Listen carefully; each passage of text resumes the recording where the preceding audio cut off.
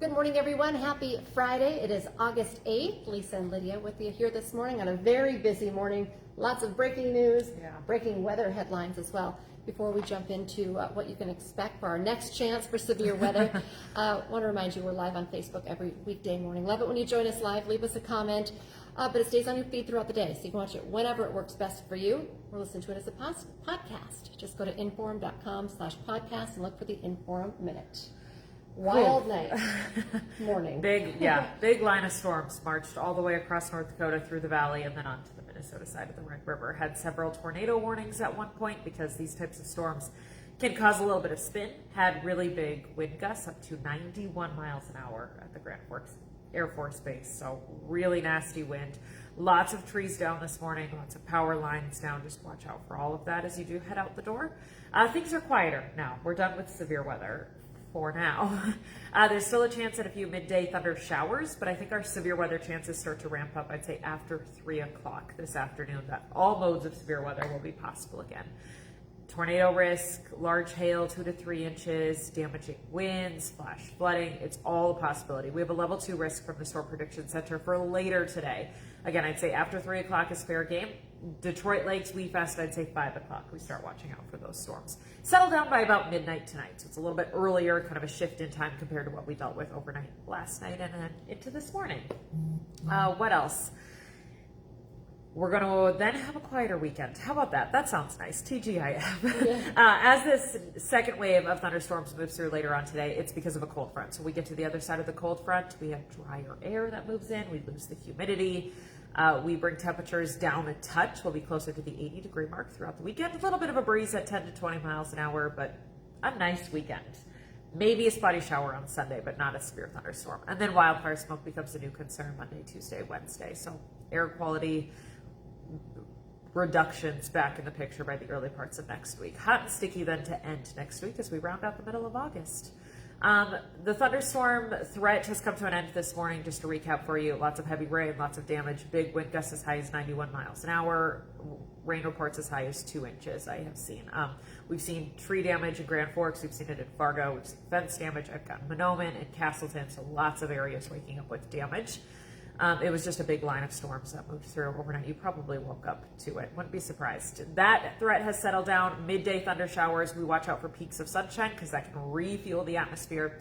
And then there's a chance of thunderstorms, I'd say, starting after 3 p.m. today. And so we're still looking for pictures. Of course. Or any rain reports and things like that. I know you're getting all the pictures, but I'm guessing as people wake up and, get moving. Kind of assess everything. And also along with those, which is not surprising, lots of power outages. So you know that several different companies, thousands of people are without power, but when we're talking 91 miles an hour, that's a Category 2 hurricane type of wind. So, and widespread 60 to 75 mile per hour gusts. That 91 is isolated. That's the highest I have found, but widespread 60 to 75 mile per hour winds. So really nasty winds. Power outages, obviously, from that wind, but a lot of trees falling on power lines too. So that's kind of a double-edged sword, if you will.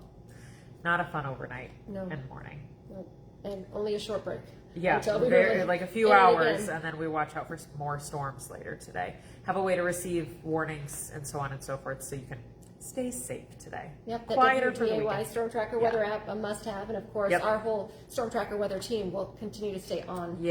Because we do video alerts to it. You get your warnings or watches issued for your location. You'll get alerts to that. But any of our TV cut-ins that we do, you also stream live on the Storm Tracker app. We send out a push, and then you can stream it live on inform.com. You can go to inform.com. You can watch it live. So there's several ways to get information, but that little handy app in your pocket is a great way to do it. Okay, All thanks. right, thank you.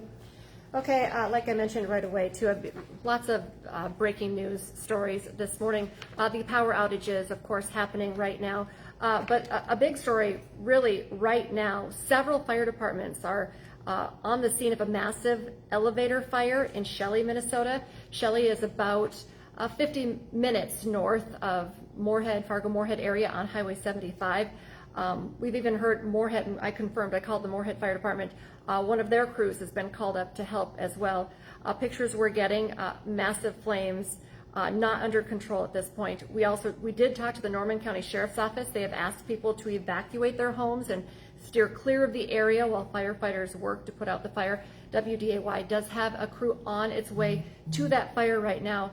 I believe part of Highway 75 through town also closed right now. So a big story, massive fire in Shelley, Minnesota right now. Also, if you watched First News, you know there was a fire at a seed plant, I believe, in Wheaton, Minnesota. We're still working to confirm exactly what that building was. Ryan Longnecker was reporting for us this morning. We did see a lot of damage there. So a fire overnight there as well. We're working to get more information on what started that fire and how much damage was done in Wheaton. We also heard a report this morning. We have a team working on this story as well about some kind of structure collapse in Jamestown early this morning as well. Not sure if that's weather related or if somebody was hurt, but a lot of things going on in Jamestown as well that seems maybe to have been weather related.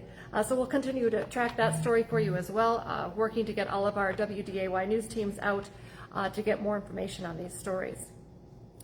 The Grand Forks Rescue Mission Food Pantry is temporarily closing due to high use and low donations. They say right now they're just going to focus on serving meals to people staying at the mission while they stockpile enough food so that they can reopen the pantry. But if you can help, they need your help. You can make a monetary donation. They're also taking, food donations. A $50 donation would provide 25 meals. If you're dropping off stuff, they're especially looking for rice, pasta, canned goods. You can make those donations online at northlandsrescuemission.org. A prominent Fargo police captain is making the jump across the river to Moorhead PD. Fargo Police Captain Bill Ulfelt is going to serve as the new assistant police chief in Moorhead. He was in Fargo for 23 years. The name probably sounds familiar. He's had many roles in Fargo, including investigator, peer support and SWAT team member, sergeant, lieutenant, and most recently captain of the Criminal Investigations Division. A high-profile drunk driving case that we've been following for you in Grand Forks is now headed to the state Supreme Court. Travis Bell is accused of driving drunk and killing 6-year-old Katarina Luthane in a crash near the Grand Forks Airport last June. In May, a judge ruled that Bell's chemical breath test could not be used at trial after lawyers argued a trooper coerced it. The state is appealing that decision, while Bell's attorneys are asking for a change of venue, citing what they call a, quote, smear campaign by the little girl's mom. If you didn't stay up late, it was a big night for Cam Miller, of course, the popular former Bison quarterback. Cam Miller got his first NFL snaps as the Raiders quarterback during the fourth quarter against the Seahawks. Miller completed 6 of 7 passes for 76 yards and a touchdown. He was actually able to get the Raiders in position for a game-winning field goal, but it got blocked. So the game ended in a tie, 23-23. If you want to get in on the pickleball craze, today is maybe the day to do it. You can try it for free at a new pickleball place in Moorhead. The new Courts and Pints are celebrating National Pickleball Day. So it started at 6 this morning, so going on all day long. There are reserved and open play available, 2-hour maximum per player. Also lots of great deals like free coffees and drink and app specials going on as well. You can even be entered to win a free paddle just for showing up. So you'll have to check all of that out. Okay, coming up here at 9 o'clock, Hot Mic with Dom Izzo. Hot Mic is back on the road this morning for Bison Media Day. It's a first chance to meet some of the most important players on the 2025 team. Dom has a lot of great interviews. Bryce Lance, Cole Payton, just to name a few. Plus another big story. Hot Mic has been, Dom loves Little Leaguers. Today is the day for Fargo Little Leaguers. They face a tough Sioux Falls team for a spot at the Little League World Series. So Dom will be talking about that and tracking it all. All right, join us for our next newscast as well at 11 this morning. And of course, you can get updates on all of these stories online at inforum.com. Have a great day, everyone.